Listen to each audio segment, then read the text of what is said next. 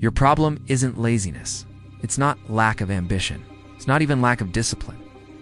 Your brain simply prefers comfort, and comfort has become too available. Hard things feel harder today, not because you've become weaker, but because your nervous system has adapted to convenience. Food is instant.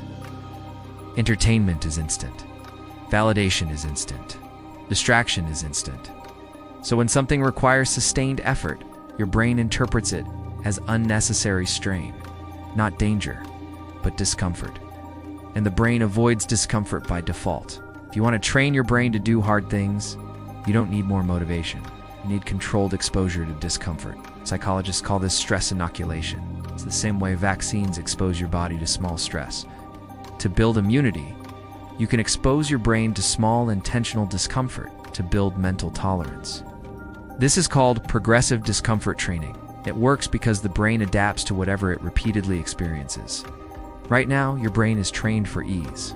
We need to retrain it for effort, but not aggressively. Gradually, here's the mistake most people make. They decide to become disciplined. They wake up early, go to the gym intensely, cut distractions, change diet, and try to overhaul their identity in 1 week. This shocks the nervous system. The brain sees instability. Instability equals threat. Threat triggers resistance. Resistance kills consistency, so they quit. Not because they're weak, but because the brain protects stability. Progressive discomfort training avoids this. Instead of dramatic change, you introduce micro-hardness. Cold shower for 30 seconds. 5 minutes of focused work. One uncomfortable conversation you've been avoiding. One extra rep. 1 page of reading when you want to stop. Tiny controlled stress. The key word is controlled. You're not overwhelming yourself. You're expanding your tolerance threshold. Every time you voluntarily do something uncomfortable, your brain updates its calibration. It learns, this isn't dangerous. I survived, and that matters, because the brain confuses unfamiliar effort with threat. Once effort becomes familiar, it stops triggering avoidance. This is also where dopamine recalibration happens. When you constantly consume high-stimulation rewards, normal effort feels dull. But when you reduce instant gratification and introduce effort-based rewards, the brain resets its baseline. Hard things stop feeling unbearable. They start feeling neutral, and eventually, satisfying. Another crucial piece is identity reinforcement. When you repeatedly choose discomfort voluntarily, your self-image shifts. You stop thinking, I'm trying to be disciplined, and start thinking, I'm someone who does hard things.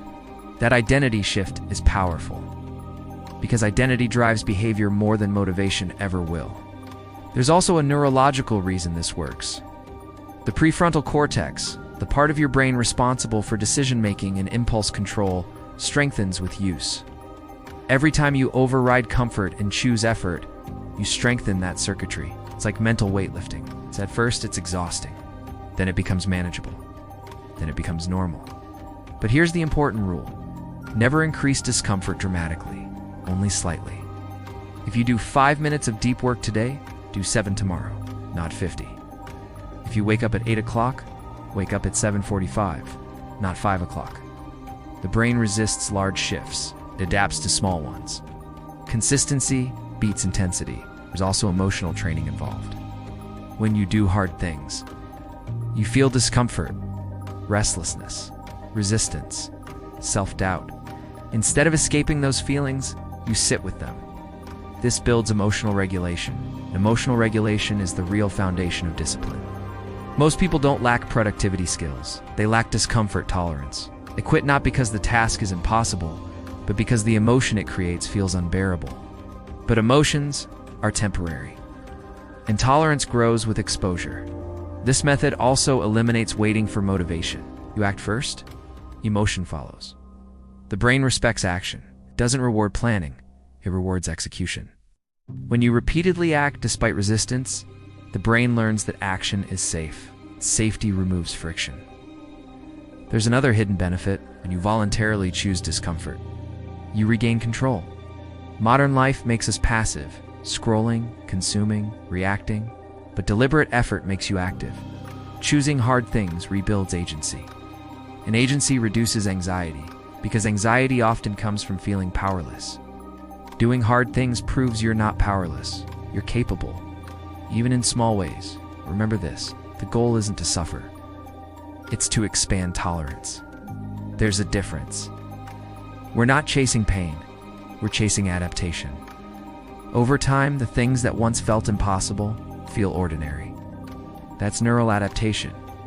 Your comfort zone expands. What was once hard becomes baseline. Then you expand again. Not dramatically. 1%. Controlled, consistent. Eventually, you look back and realize something. You didn't become disciplined. You became trained. Trained to override impulse. Trained to delay gratification. Trained to stay present under discomfort. That's what mental toughness actually is. Not intensity, not aggression, but steady exposure. The brain is plastic. It adapts to ease, but it also adapts to effort. And whichever one you feed consistently becomes your default. Right now, if hard things feel unbearable, it doesn't mean you're broken. It means your brain has been conditioned for comfort. Conditioning can be reversed. Gradually, intentionally, progressively. Start small. Stay consistent. Increase slightly. Repeat. And one day, you won't need to force yourself anymore, because effort won't feel hard. It will feel normal.